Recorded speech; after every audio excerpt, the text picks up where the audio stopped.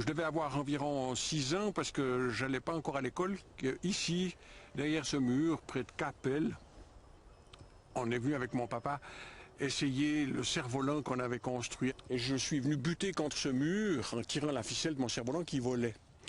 Et je suis tombé, je me suis ouvert l'occiput, ici, là, derrière, et j'ai eu très peur parce que le sang coulait, ça giclait, j'avais du sang chaud, gluant qui me dégoulinait le long du cou, et je me suis dit que j'allais peut-être mourir. Alors mon père s'est activé, on est descendu en ville et on est allé chez le médecin qui a arrangé les affaires très rapidement avec 2 ou 3 agrafes.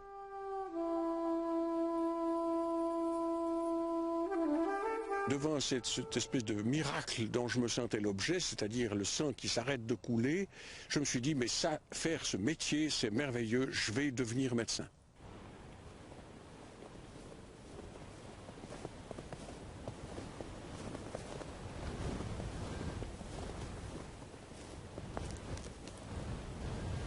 La façon qu'on a d'appréhender celui qui s'adresse à nous parce qu'il souffre, va en partie déterminer notre réponse et ses réponses. Donc, on n'est pas, en étant scientifique, une sorte de machine à poser un diagnostic.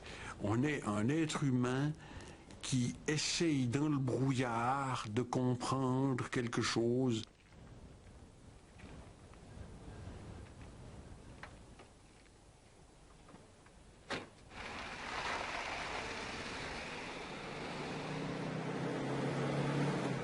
Je n'ai pas de certitude absolue.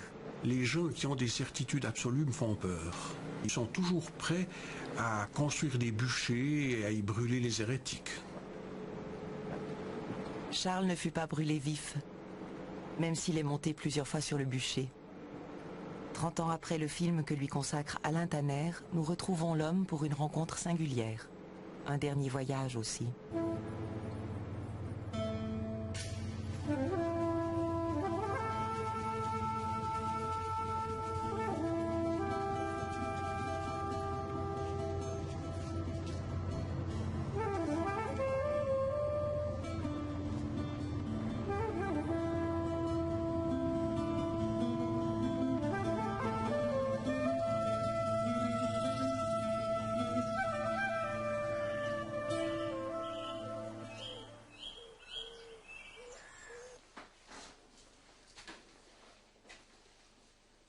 Voilà, dans cette machine, on voit le mercure qui monte là.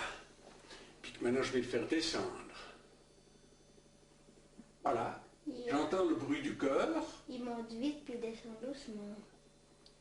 150-85, donc ça va. Ça va, Voilà, avec la dose que vous avez, on est bon.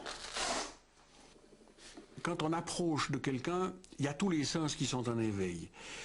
Mais il faut faire attention de ne pas avoir une idée préconçue. C'est la rigidité qui me fait peur. J'aime pas être rigide. Il y a souvent justement toute une série de causes au malaise qui ne sont pas d'ordre physique mais qui sont d'ordre social et relationnel dans le cadre de vie du malade. Et ça, pour moi, ça m'intéresse beaucoup.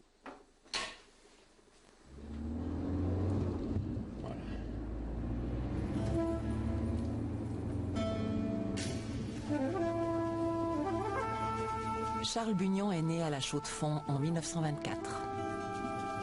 Il grandit dans un milieu ouvrier et part étudier la médecine à Neuchâtel, puis à Lausanne. En 1952, le jeune médecin de 28 ans s'installe dans la campagne vaudoise, à Thierrens. Il y restera toute sa vie. C'est près des gens de la terre que ce nomade dans l'âme a planté ses racines et développé sa vision de la médecine. Le degré de civilisation se marque en particulier par l'attention qu'on a pour les vieux. Dans notre société où tout ce qui est neuf est plus beau que ce qui est vieux, les hommes sont aussi dans cette situation absolument déplorable lorsqu'ils sont vieux, d'avoir le sentiment d'être à jeter. Alors que dans d'autres civilisations, et c'était aussi le cas dans l'ancien temps chez nous ici, on considérait les vieux comme ayant une expérience à transmettre, et puis une mémoire à transmettre. Toussez un coup, respirez. En Afrique, on dit quand un vieux meurt, c'est un livre qui se ferme ou qui est brûlé. Voilà. 200. Il y en a 60. Voilà. À votre âge, vous avez besoin d'un peu d'aide. Il y a ces trois filles qui se donnent de la peine, bien qu'elles habitent des fois un peu loin, mais enfin elles viennent. Et puis l'infirmière, puis comme ça vous êtes dans votre cadre, vous pouvez faire vos corbeilles. C'est vrai, j'ai remarqué que quand vous aviez été gravement malade, les corbeilles étaient un petit peu moins serrées. Elle était plus... Ouais. Il y a toute une série d'activités quand même qui sont... qui maintiennent un intérêt pour la vie. Vous participez avec ce système. Oh, oui, c'est sûr. Il y a 30 ans, j'espérais, j'en avais parlé dans le film qu'on avait fait avec Tanner, pour dire que les personnes qui pouvaient mourir dans leur ambiance, c'était une bénédiction. Enfin, et ça, c'est un peu le souhait de chacun. Santé. Santé, c'est mignon. Santé, papa. Bonnes vacances, alors. Merci.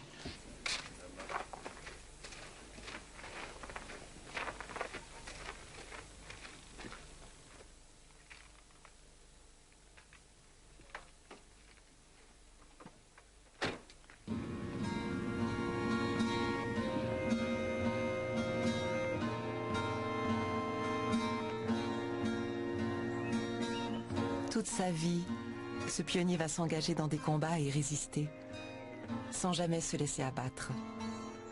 Au conseil communal de Thierran, on l'appelle le vieux chêne, depuis qu'il s'est opposé à l'abattage de l'arbre qui marque l'entrée du village.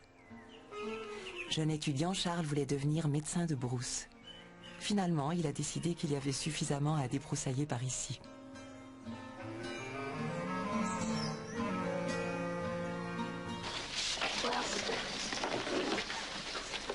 Pourquoi le sexe des hommes n'est pas le même que celui des femmes? À quel âge se forment les poils? Quel est le contraire des homosexuels? 1961. La Suisse met en circulation la première pilule contraceptive. C'est la révolution dans les rapports hommes-femmes. Celles-ci se mettent à prendre la parole, réclament de la tendresse et gèrent désormais leurs désirs. On commence à parler du droit à l'avortement et de la nécessité d'une éducation sexuelle plus poussée. Ainsi, en février 1967, la gauche réclame un programme d'éducation sexuelle dans les écoles du canton. Alors qu'un premier pas est franchi avec l'inauguration du planning familial, Charles Bugnon, lui, est sur le terrain depuis longtemps. Même s'ils se séparent, ça reste le père. Au cours de mon travail de médecin généraliste, j'ai soigné des enfants ici ou là, partout. J'étais médecin scolaire. Et puis un des maîtres de Penel-Jorat, là, m'a dit un jour, il y a quand même beaucoup de questions qui m'embarrassent. Est-ce qu'éventuellement, vous seriez d'accord de venir parler de la reproduction? Puis j'ai dit, mais volontiers. Puis j'ai été.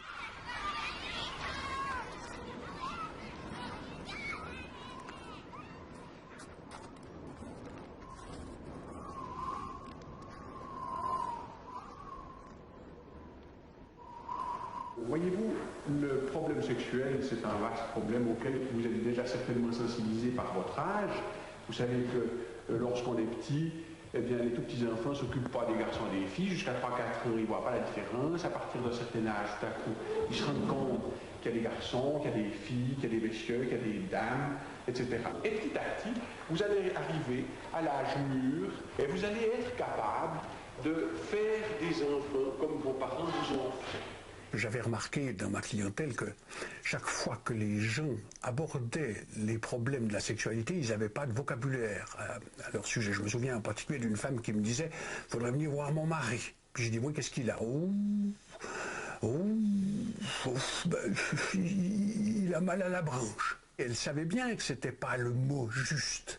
Et je me suis dit qu'il fallait que j'introduise dans le pays un langage qui puisse être utilisé parce que c'est le langage, c'est le verbe, c'est la parole qui permet de maîtriser les émotions. Alors que si on n'a pas la parole pour ça, c'est les émotions qui nous dirigent.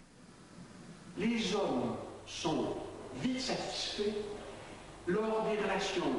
Les messieurs ne sont pas assez poètes, ils sont un peu grossiers. Ils sautent sur la femme. Et ils ont leur plaisir. Et puis après, ils sont tranquilles, ils s'en fichent. Ils arrêtent, ils se retournent et ils se mettent à ronfler. Et il y a un tas de femmes qui sont malheureuses.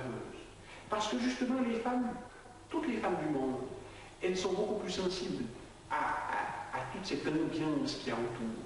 Cette ambiance d'amour, justement, qui n'est pas seulement l'acte sexuel, comme vous le voyez faire quand vous voyez amener une vache au taureau.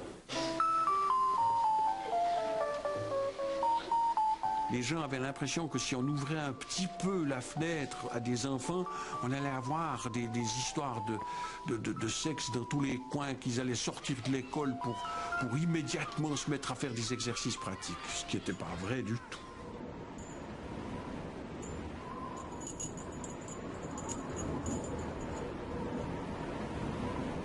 Dans un contexte où le conformisme moral et religieux sévit toujours, Charles Bugnon se bat pour modifier les représentations que les élèves se font du sexe.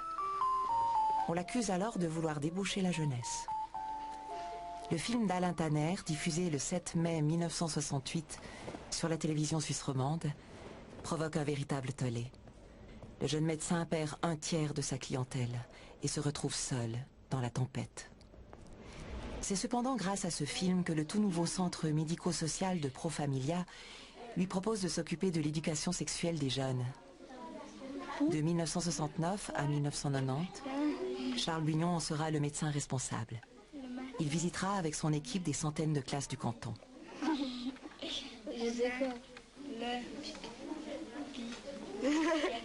C'est pas ce que ça veut dire, non? C'est non bête. Sa nomination crée la surprise et fait des vagues.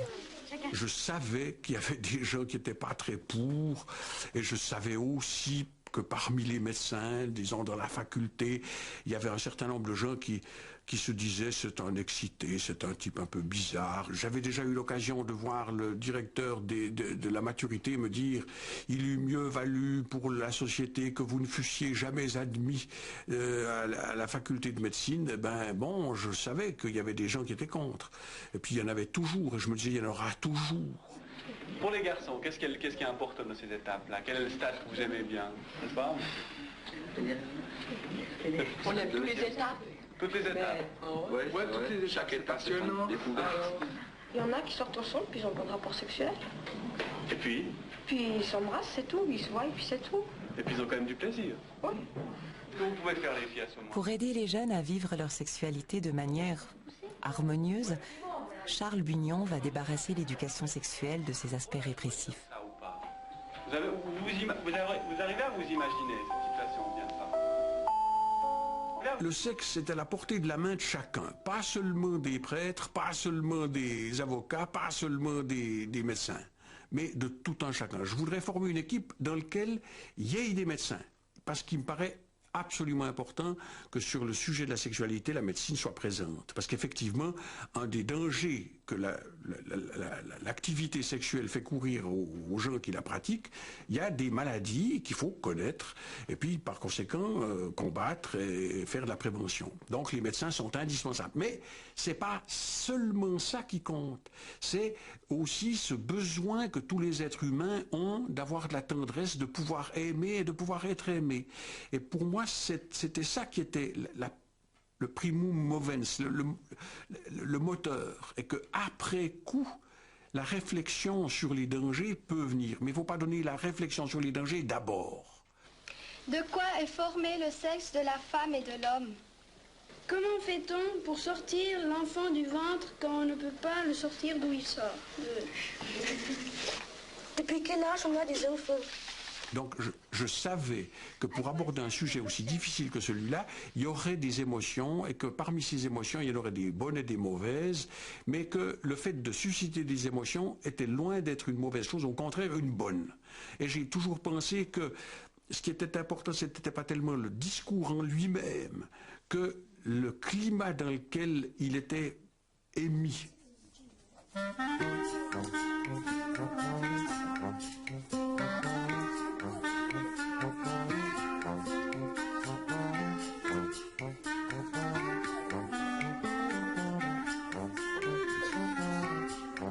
Une maîtresse d'école avait eu la leçon d'éducation sexuelle dans sa classe, et puis elle avait dit aux enfants, alors vous faites des dessins sur ce que vous avez pensé.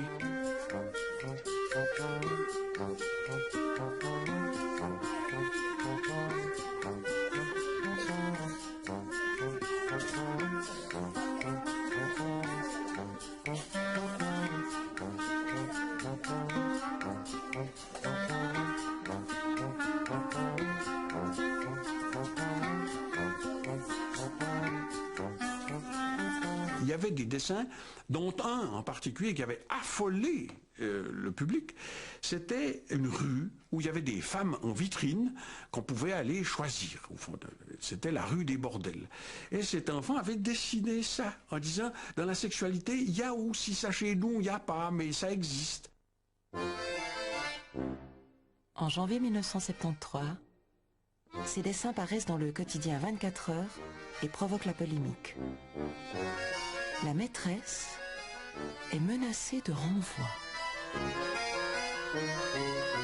N'avez-vous vraiment rien d'autre à faire paraître dans votre journal? Hier, ma petite nièce me disait « Oncle, on critique souvent la conduite des jeunes. De vous faire part de l'indignation ressentie à la lecture de 24 heures du 6 janvier. Qu'un ancien conseiller national estime de son devoir de clamer son indignation me paraît grave. L'éducation sexuelle scolaire, si elle est faite par des personnes... Nous demandons si votre journal a encore sa place dans un foyer chrétien. Cela est une vraie orgie. Votre mise en page et vos procédés n'ont plus rien à envier à Paris Soir. Mon fils vient de renoncer à son abonnement. Votre journal favorise ceux qui cherchent à salir et à pervertir notre jeunesse. Le département d'instruction publique voulait prendre des mesures, il s'était réuni d'urgence, enfin il y avait toute une histoire. Et puis la VPOD, c'est-à-dire le syndicat des enseignants, pour protéger la maîtresse qui allait être mise à la porte, avait dit on va faire une discussion avec les responsables. Les responsables de l'éducation au département ont dit pour les problèmes du sexe, c'est Bugnon qui se débrouille.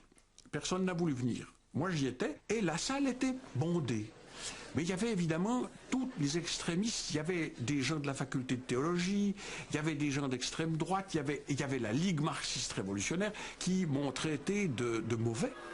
J'ai vécu ça assez difficilement parce que c'était pas facile de gérer 500 personnes qui hurlent, enfin il y a même eu des tomates lancées.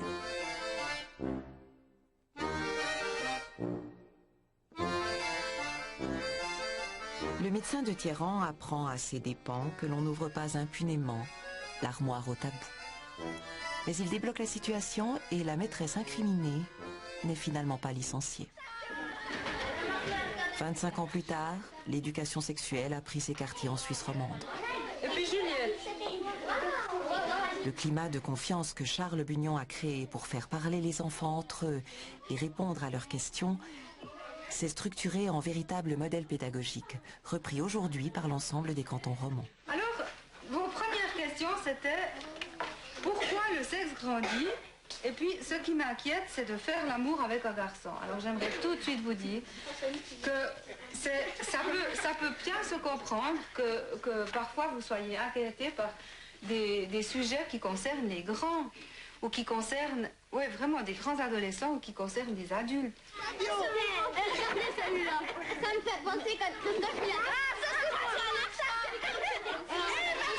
c'est Si vous réfléchissez un petit peu à votre... Alors que les cours d'éducation sexuelle sont entrés dans les mœurs scolaires, Charles Bugnon a quitté ses fonctions à Pro Familia et continue à donner des conférences aux animateurs en éducation sexuelle. Toujours un peu la même chose. Les hommes, dans notre société, ont été éduqués dans une sobriété de l'expression des sentiments. Le combat avant-gardiste que le médecin de Thiéran a mené durant 20 ans pour une approche positive de la sexualité a été gagné. Si on pense aux parents, en tout cas les parents que vous avez eus, se sont acharnés à préparer leurs enfants à supporter la douleur et la frustration, mais jamais à préparer la jeunesse à recevoir et à vivre le plaisir.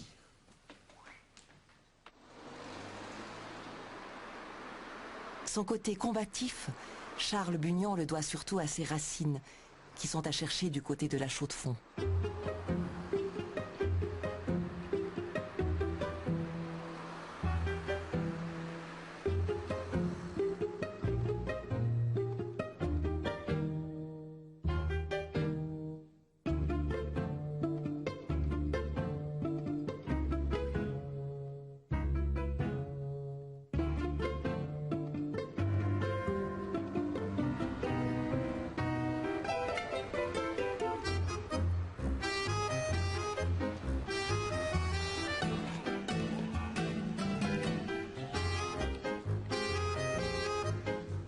Ce café évoque pour moi la jeunesse de mon père, c'est-à-dire que mon père et mon oncle ont été élevés ici par mon grand-père et ma grand-mère qui avaient ce café à la rue de la Ronde.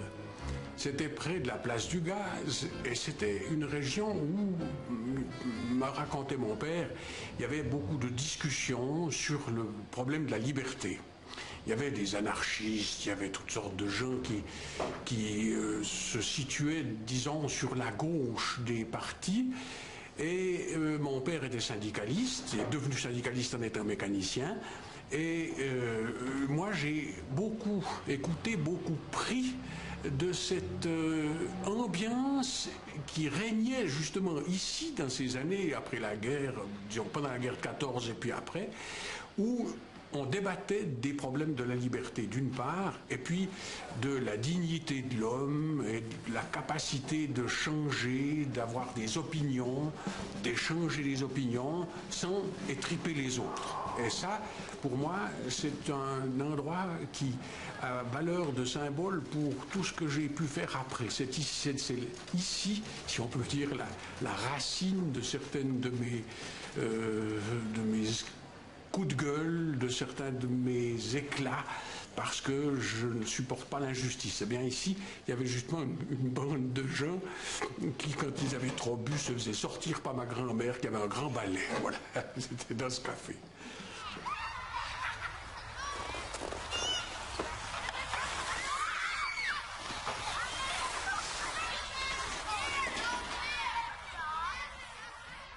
On rigolait, on faisait une farce. Ah ouais. C'était la foi, on charriait, on avait été ici, on avait été là. Mais après, quand il n'y a plus les triangles, c'était là. Depuis la rue Avocabile en bas Bel Air, eh ben c'était la glisse-pète, comme on dit, un bon chaudronnier. On était plus vite sur le cul en bas, à la rue vers la Copée, à la rue du Madrone 2, qu'à descendre le pied.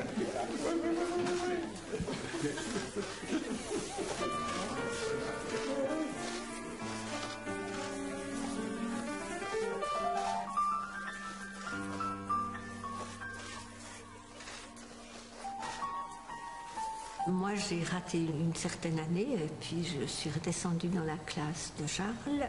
Je me sentais un petit peu en dehors, justement. Les autres se connaissaient tous et puis j'étais là comme ça. Bon, j'ai trouvé quelques camarades, mais ça ne m'a pas tapé dans l'œil à ce moment, disons.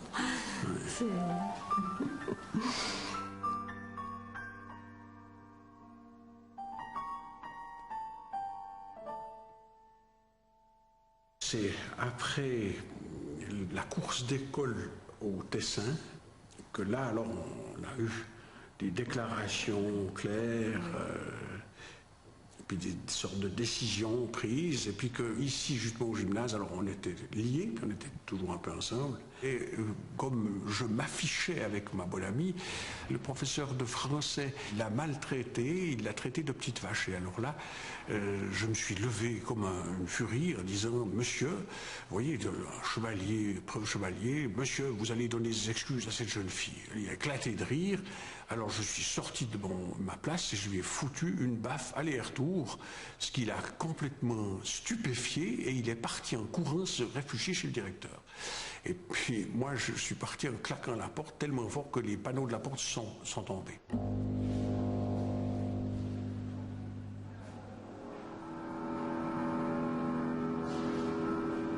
Arrivé devant la porte du directeur, j'ai pas poursuivi. J'étais énervé, je me suis rendu compte, non, là, je risque gros. Alors je suis parti dans la montagne, me calmer un peu dans la forêt, puis je suis rentré.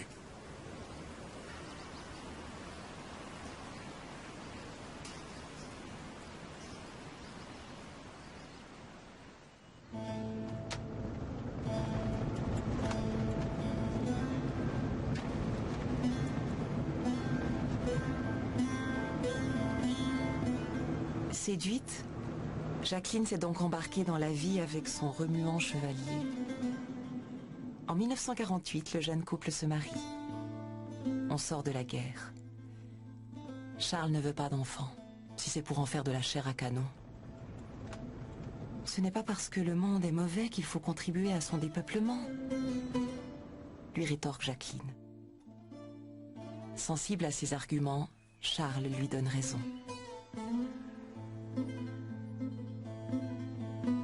Finalement, c'est pour abriter 5 enfants qu'ils construisent leur maison de tiers rang.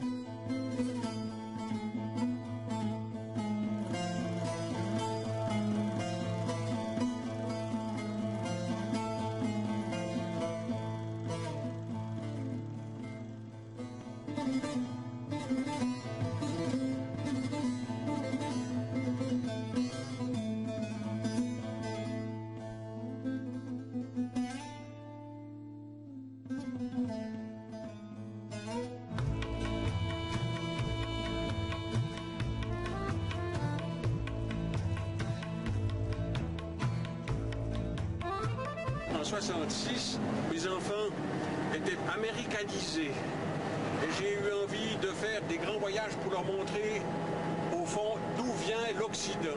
L'idée, c'était d'aller dans le pays où a vécu Abraham, qui est le fondateur de ce qu'on appelle actuellement l'Occident. C'est dans la partie sud-est de la Turquie, et j'ai décidé de prendre ma famille pour aller faire une sorte de pèlerinage à Haran, la ville où Abraham s'était chamaillé avec son père et d'où il était parti dans le pays que Dieu lui montrerait.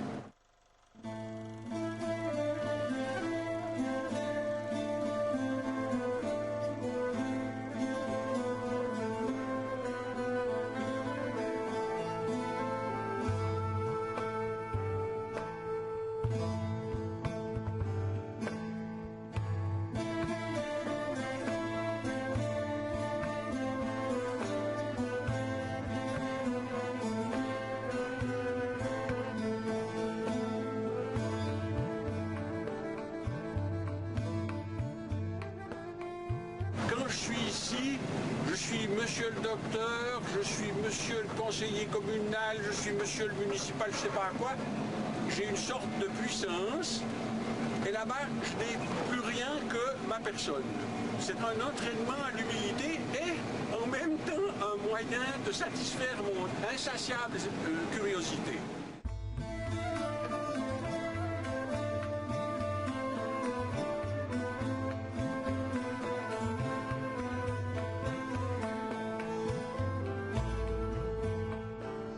On était dans un endroit près de Sardes et les gens sont venus très nombreux, on pensait qu'il n'y avait personne, ils étaient là et ils étaient curieux, ils voulaient tout savoir, tout toucher, tout bon.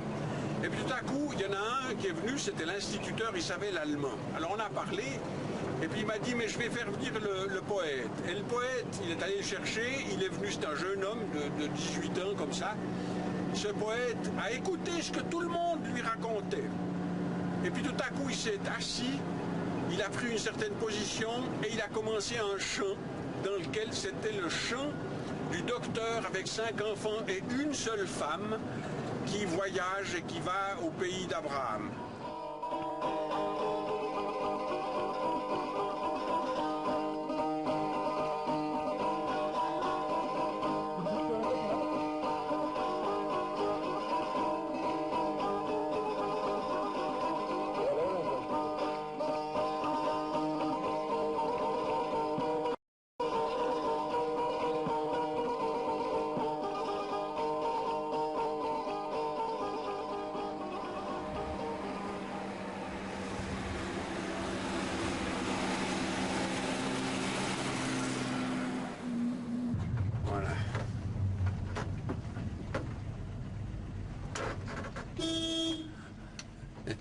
« 1940. Charles a 16 ans. La mobilisation générale interpelle son sens patriotique. Trop jeune pour s'engager, il fait l'école buissonnière, enfourche son vélo et part en observateur près de la frontière, où sont internés des soldats français. En 1940, quand il s'est agi de ce qu'on a appelé la débâcle française, je savais qu'il y avait une armée française qui venait de là-bas et qui risquait d'être internée ici, au pont de Biaufond. J'étais caché dans les bois, là, avec une lunette d'approche.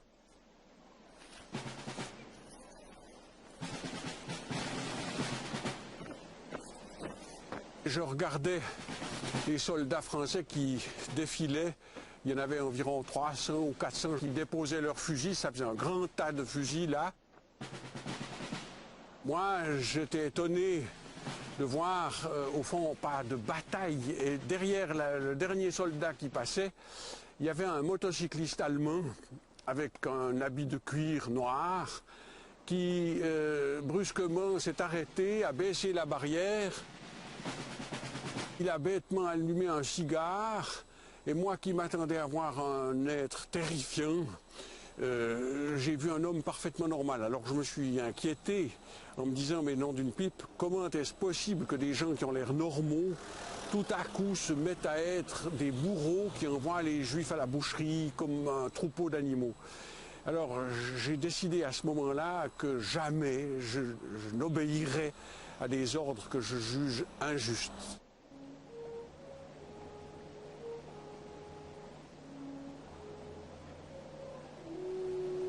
J'ai appris en 1942 du papa d'un de mes amis juifs que les Allemands avaient décidé de faire mourir tous les juifs.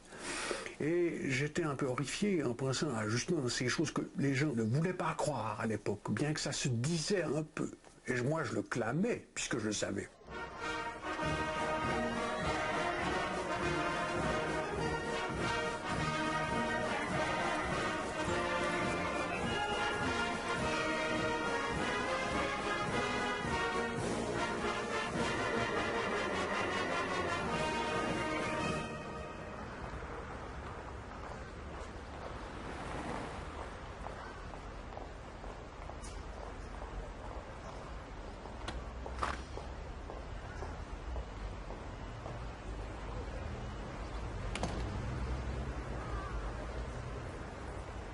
Le projet nazi, Charles le connaissait d'autant mieux qu'ici, à la Chaux-de-Fonds, dans la cour de sa maison d'enfance, il voyait par les vitres de l'usine d'armement les pointes de fusées que la Suisse fabriquait durant la guerre.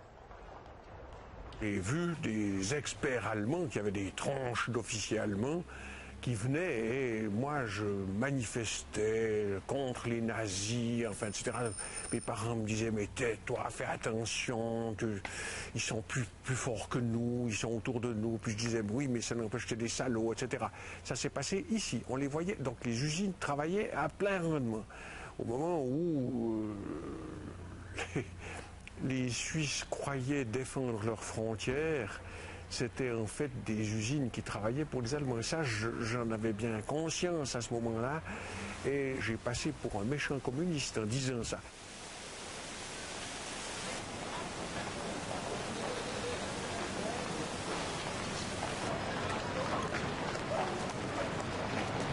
L'ambiance générale de la Suisse, elle était trouble.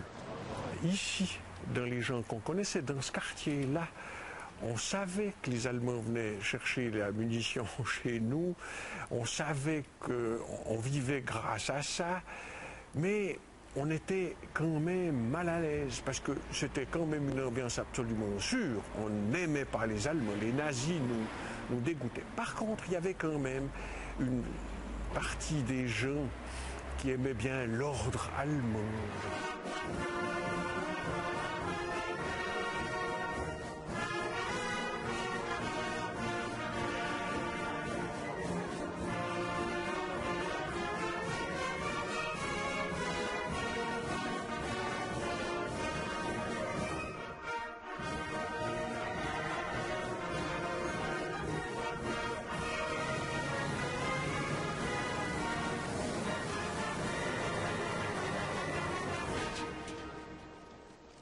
travaillais au Plainval, dans la campagne, et là, on me prenait pour un juif polonais. Il se trouve qu'un soldat polonais m'avait donné son calot, et j'avais une vieille chemise de scout kaki, et on me prenait pour le youpin polac. Et j'allais porter le lait. Je faisais le polonais parce que ça m'intéressait de voir ce que les gens pensaient. Et j'ai pris cette boîte de 50 litres pour la vider. C'est très difficile tout seul, alors qu'à deux, c'est tout facile. Et puis, quelqu'un a voulu venir m'aider. Puis une autre l'a retenu en disant « Laisse le sale youpin, il bouffe notre pain. »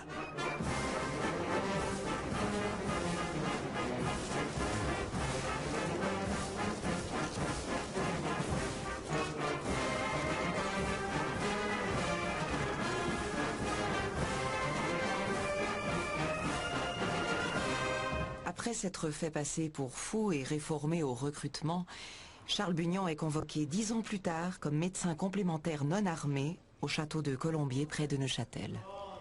Avec l'armée, il entretient une méfiance instinctive. Pour lui, les autorités n'ont pas nécessairement raison parce qu'elles détiennent le pouvoir. J'étais à un cours de cadre et le type qui faisait le cours dit il faut apprendre aux officiers, il faut apprendre à vos hommes à tirer d'abord sur le personnel sanitaire. Alors j'ai dit, mais écoutez, moi, je ne m'intéresse pas beaucoup au tir, mais il m'a semblé entendre quelque chose. Est-ce que vous pouvez répéter? Il répète. Alors je me lève et je dis, alors, messieurs, dans ces conditions, je chie sur le drapeau suisse. Alors évidemment, l'histoire à n'en plus finir, tout le monde s'agite. Il faut le mettre, il faut le citer au tribunal militaire, ça mérite la prison, c'est scandaleux. D'un coup, il y en a un qui dit, messieurs, je suis d'accord avec Bugnon. Paf, tout le monde se tait. Puis en sortant, je vais vers cet officier, puis je dis, mais qu'est-ce que tu as pour que tu ouvres le bec, puis ils se la coincent tous. Il me dit, je suis le plus grand banquier de Genève. Léonard Hensch.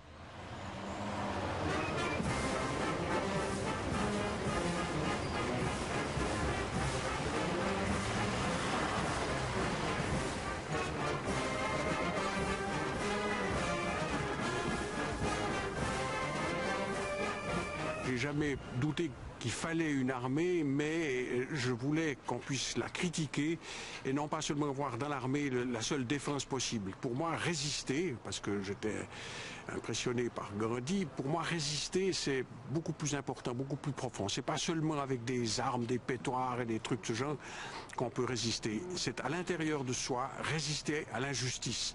Et ça provient, ça, de mon patriotisme, parce qu'en fait, l'histoire suisse, avec les Waldstätten, avec les 3 premiers cantons qui ont voulu se sortir de l'influence des Habsbourg, eh bien pour moi, ça reste quelque chose de valable. Je suis très patriote, tout en étant critique vis-à-vis de l'armée. C'est M. Kunz, hein? Tu dis que quand tu as passé le recrutement, le médecin là-bas t'avait demandé, t'avait posé la question à propos de tes poumons. Un peu mes poumons, parce qu'il avait vu que j'avais une tâche. Ouais. Puis toi, maintenant, tu travailles? Oui, je travaille. Mais tu fais quand même un peu attention? Oui, je fais attention, parce qu'il y a des jours, je sais pas quoi, là. Comment il faut dire ça? T'es vite fatigué? Oui, je suis vite fatigué, je parle. À force, alors des jours, ça va extra. Puis tu as l'impression qu'à l'école de recrue, le mois prochain, ça ne veut pas aller. Alors je pense que c'est légitime qu'on fasse un peu plus attention avec toi qu'avec un autre, c'est très bien. Voilà. Tu as souci d'école de recrue? Oui, moi j'ai souci, je suis tout le temps malade, il faut traîner. C'est juste. Bon. Eh ben, je m'en vais te faire une lettre, puis le médecin qui te recevra là-bas le jugera. Hein? D'accord. J'ai fait ce certificat en connaissance de cause, parce que je le soignais depuis qu'il était tout petit, ce garçon. Hein? Il y avait bien 10 ans que je l'avais soigné X fois, chaque fois qu'il faisait des efforts, il faisait une congestion pulmonaire, puis suivi d'une bronchopneumonie, il crachait du sang. Donc il était paysan, il fallait qu'il fasse attention. Il est arrivé, ils ont vu, oh, c'est Bugnon, apte, pas de problème. Bon, il va. 3 jours, on le fait courir, il a de la peine à souffler, il fait une bronchopneumonie, il crache du sang, on le met à l'hôpital, on lui donne ses habits civils, on lui dit, monsieur, on vous a jamais pris dans l'armée. Il rentre.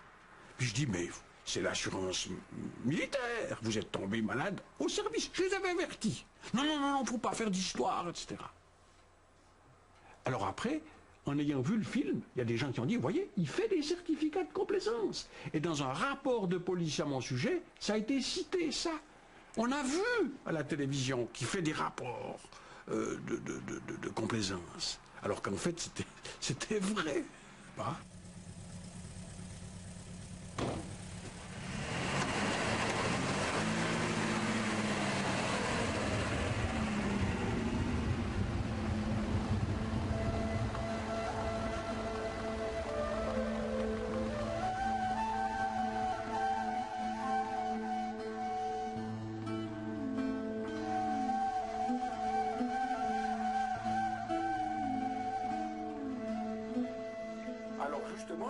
Alors il m'a absolument promis que c'était pas vrai.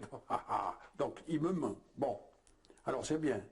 Comme ça, je fais des traitements à la méthadone, je les ai proposés, je fais une sorte de promotion pour ça, parce qu'effectivement c'est le moindre mal. Mais dans la médecine, à tout moment, on est obligé de faire le moindre mal. Voilà, c'est ça. Voilà. Parce que moi, je lui ai dit, la tête que vous avez... J'ai quand même l'impression que vous prenez de la méthadone. Et puis alors, évidemment, il me jurait ses grands dieux que c'était pas vrai. La méthadone a des qualités particulières qui avaient été expérimentées, alors, en Angleterre, en Amérique. Et conscient de la valeur de ce produit, je pensais qu'il fallait l'utiliser, je l'ai proposé. Et pendant 3 ans, je l'ai proposé, on me disait toujours, le problème est à l'étude, le problème est à l'étude, mais rien n'avançait parce qu'on ne voulait pas le savoir. On voulait faire à tout prix un monde juste, bon, propre, sans drogue. J'avais été nommé médecin responsable de l'éducation sexuelle de la jeunesse à fin 69 et j'ai commencé à aller dans les classes en 70. Et puis à partir de ce moment-là, 70, 71, ici ou là, on a commencé à parler de drogue dans les journaux aussi, etc. À l'époque, c'était insupportable. La drogue étant le mal, et le fait qu'elle soit interdite étant le bien. Or, moi, en voyant ces drogués, je me suis rendu compte que c'était des malades qui étaient crochés. Je savais par mes études que ces substances tirées du pavot, c'est-à-dire les opiacés, ont une capacité extraordinaire de faire l'assuétude, c'est-à-dire qu'on est accroché, on ne peut pas s'en passer. Or, les juristes et les gens, en général, pensaient qu'il n'y a qu'à s'en passer, il n'y a qu'à. Vous voyez, moi, je me passe bien de ça, donc il n'y a pas besoin. Hein. Et moi, je disais, mais ils sont accrochés, ils sont malades, il faut les soigner. Je suis un des seuls qui s'en sont sortis, qui ont survécu à la contagion de l'HIV avec les injections à l'époque. Et puis, c'est surtout le fait de m'avoir appris cette notion d'hygiène qui m'a sauvé. La semaine d'avant, ça allait, c'est disons ce qu'on a vu cette semaine, là je pense qu'il y a un petit problème de comptage, ça ne va pas, je crois qu'il va augmenter. Faut augmenter, ça fait combien? On va dire une centaine de pastilles. Quoi. Ouais. Alors... Tu sors ta balance. Ouais. Là, il y en a 50. Les choses se sont un petit peu aggravées, il y a eu des arrestations, etc. Et le médecin cantonal a réuni les gens qui s'occupaient et de médecine sociale et préventive, et de la jeunesse, et de la répression. La séance à peine ouverte, le procureur dit « Je rentre d'une assemblée des procureurs auquel j'ai assisté et le procureur de Munich nous offre l'ancien camp de Dachau pour remettre ses chevelus au travail. » Stupéfait, le docteur Bugnon s'élève contre cette solution insupportable. Il lui oppose une attitude d'ouverture et de compréhension en faveur d'une jeunesse qu'il sent en mal de repère. Suite à son intervention, la proposition de Dachau est définitivement enterrée. En revanche, le combat qu'il entame pour remplacer la peine d'un toxicomane par un traitement à la méthadone lui coûtera cher. Nous sommes en 1977. J'ai proposé à ce juge de faire un traitement de méthadone. Et le juge m'a donné le le mandat. Il m'a dit, bon, d'accord, mais vous en donnez combien? Puis je lui ai dit, ma foi, ils en ont besoin, il y a un problème, c'est l'accoutumance, ils en ont besoin des fois de beaucoup. Mais je leur en donne assez, comme l'État fait avec vous quand il vous paye, pour que vous ayez assez d'argent pour être quitte de voler les gens qui tombent entre vos mains. Eh bien, pour eux, je leur en donne assez de cette méthadone pour qu'ils ne soient pas tentés par l'héroïne et le monde des dealers. Alors le juge a souri légèrement et a dit, bon d'accord, c'est votre affaire, c'est une affaire médicale, moi je n'entre pas ni de compte, vous faites. Et combien de temps vous faut-il? Je dis, longtemps, il faut au moins 3 ans. Bon, ben on se retrouve dans 3 ans puis on verra. Et j'ai averti le médecin cantonal que je voulais faire ce traitement et que j'avais ce mandat. Et j'ai reçu une lettre du Conseil d'État 2 jours avant que je parte en vacances. J'avais tout préparé pour la distribution de cette méthadone chez des pharmaciens. J'avais tout ça fait dans le bon ordre, en ayant averti le médecin cantonal. Et je reçois une lettre 2 jours avant de partir qu'il m'était interdit de faire ce traitement, d'une part, et des doses pareilles, en tout cas pas. Révolté, Charles Bugnon passe outre et se trouve condamné à 1000 francs d'amende. Sa rage face à l'injustice et la bêtise se solde par une hernie discale. Il se retrouve sur la table d'opération, hors circuit pendant 6 mois et couvert de dettes. Même si les autorités, débordées, finiront par se résoudre aux traitements pour lesquels il s'est battu, le médecin de Thiéran est amer. Il est au bord de l'exil.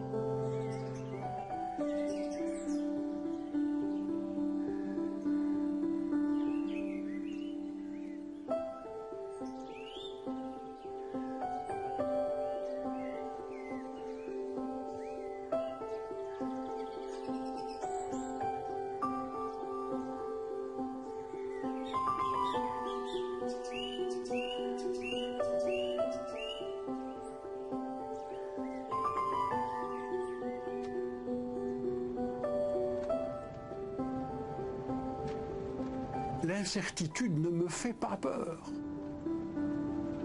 Mais d'envisager un voyage, Dieu sait où, dans l'inconnu, séparé de ma femme, ça c'est plus dur, mais c'est nécessaire. Personne n'y échappe.